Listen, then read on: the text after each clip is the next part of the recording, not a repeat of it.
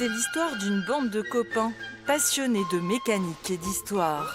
Chaque jour ou presque, ils se réunissent autour de véhicules militaires de la Seconde Guerre mondiale. Il y a Jean-Claude, le chef de groupe. C'est dans son entrepôt que tout se passe. Il faut être agile en plus. Il faut pas louper son coup. La mécanique, il est tombé dedans petit. Il a repris le garage de son grand-père. J'ai toujours été attiré, même très jeune, par les jeeps, par les véhicules militaires, quoi. Bon, je suis d'une génération juste après-guerre, de 1946.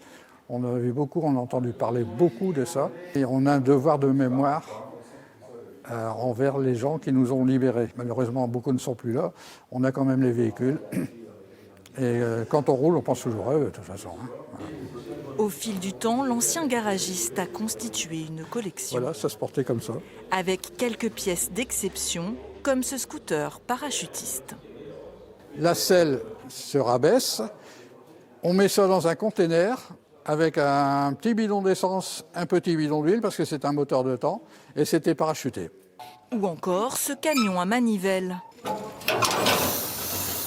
Pour réparer ces véhicules parfois en mauvais état, ces anciens pros fabriquent eux-mêmes leurs pièces grâce à Bruno, ancien électromécanicien dans l'industrie.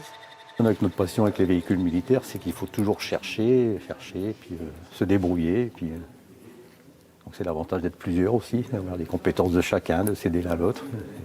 C'est important.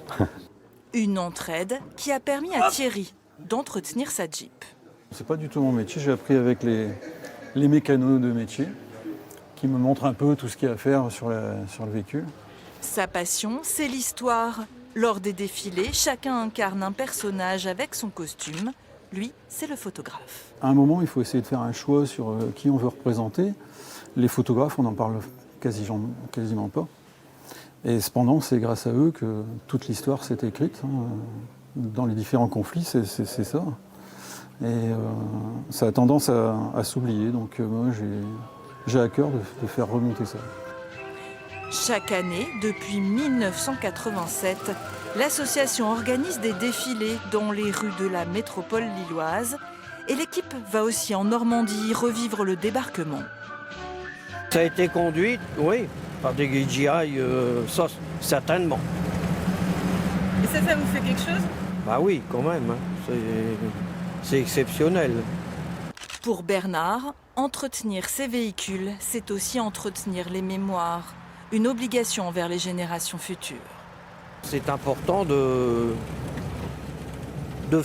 faire voir pour nous et aux jeunes de maintenant ce qui s'est passé avec ce qui se passe maintenant.